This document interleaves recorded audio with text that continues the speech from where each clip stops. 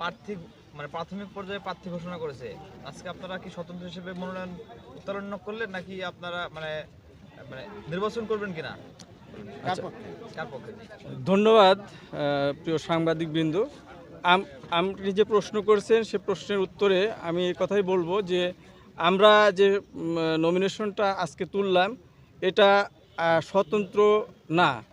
ঘটনা এই জন্য স্বতন্ত্র আমি বলবো না যে আমাদের দলীয় কমিটমেন্ট ছিল, আমাদের প্রিয় নেতা জনাব তারেক রহমান সাহেব বলেছিলেন এবং কেন্দ্রীয় নেতৃবৃন্দের যে কমিটমেন্ট ছিল যে যারা দীর্ঘ 17 বছর আন্দোলন সংগ্রামে মাঠে ছিলেন এবং যাদের নামে কেস রয়েছে, তারা নির্যাতিত হয়েছেন, তাদেরকে নমিনেশন দেওয়া হবে। ইতিমধ্যেই আপনারা জানেন যে দুর্গাপুর পুঠিয়াতে যে নমিনেশনটা দেওয়া হয়েছে এটা হচ্ছে প্রাথমিক, এটা সম্ভাব্য, এটা চূড়ান্ত না।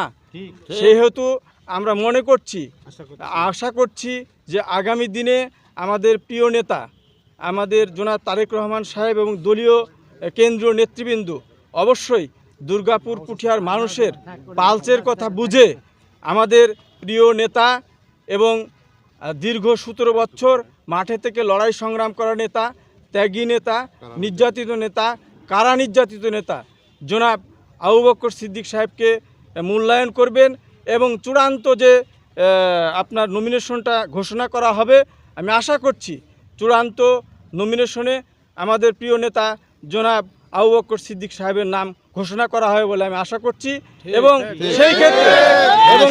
সেই ক্ষেত্রে আমরা আমাদের প্রিয় নেতাকে দলীয় নমিনেশন প্রাপ্ত আপনার ক্যান্ডিডেট হিসাবেই আমরা মূল্যায়ন করছি এখনো পর্যন্ত।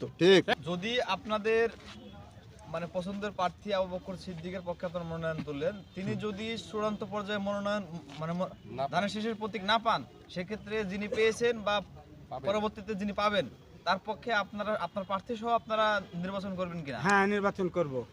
আমি ওনাকে প্রশ্ন করেছি।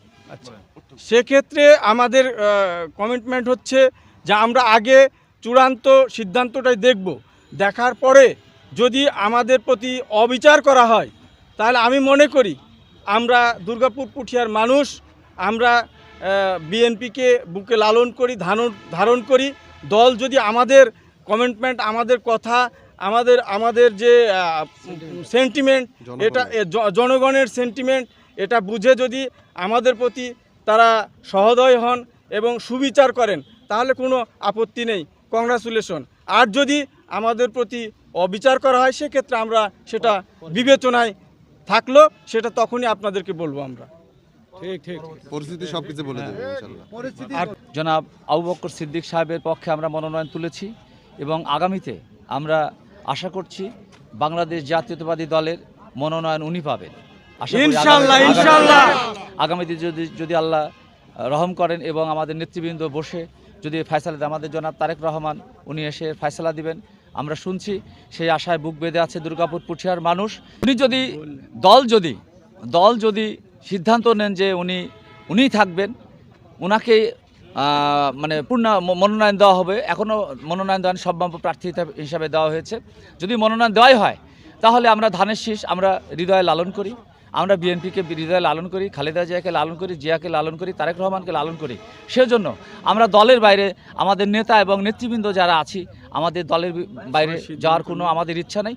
তো দল একটি ভালোবাসার জায়গা, একটা প্রতিষ্ঠান, এই প্রতিষ্ঠানে আমরা আছি এবং আমরা আগামীতেও কাজ করে যাব ইনশাল্লাহ। ওটাতে এসেছি।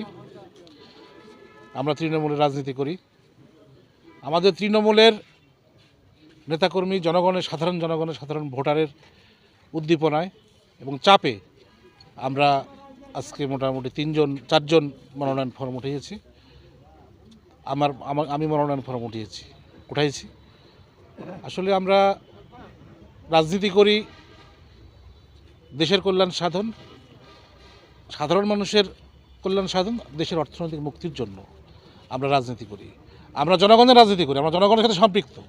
আমরা তৃণমূলের নেতাকর্মীর উৎসাহ উদ্দীপনা এবং তাদের অনুরোধে আমরা এই ফর্ম উঠিয়েছি। তারপরেও তারুণ্যের অহংকার তারেক রহমান রিভিউয়ের সময় নিয়েছেন। রিভিউয়ের সময় এখনও পার হয়নি। রিভিউয়ের সময় পার হওয়ার পরে সিদ্ধান্ত হবে ইনশাল্লাহ। কি হবে এই সিদ্ধান্ত আমরা যারা আছি আমরা জনগণের সাথে বসে আমরা সিদ্ধান্ত নেব।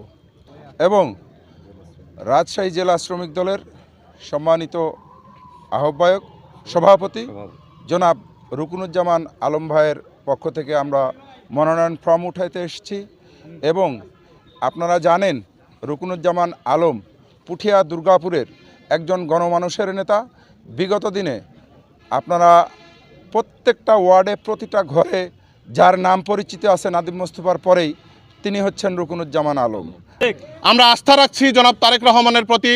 দেশনায়ক তারেক রহমান আগামী 25 তারিখে বীরের বেশে বাংলাদেশে এসে এই রাজশাহী 5 আসনের সঠিক সিদ্ধান্ত নেবেন এবং এই দুর্গাপুর পুঠিয়ার 3.5 লক্ষ যে ভোটার তাদের মনের আশা পূরণ করবেন। এবং আমরা প্রত্যাশা করছি গণমানুষের নেতা জনাব ইশফাক হারুল হক শিমুল ভাইকে মনোনয়ন দিয়ে এই গণমানুষের একটা যে ভোটের যে দাম মূল্যায়ন সেটা অবশ্যই আশা আকাঙ্ক্ষার প্রতীক আমাদের ইশফাক হারুল হক শিমুল ভাই সেটা অবশ্যই মূল্যায়ন করবেন।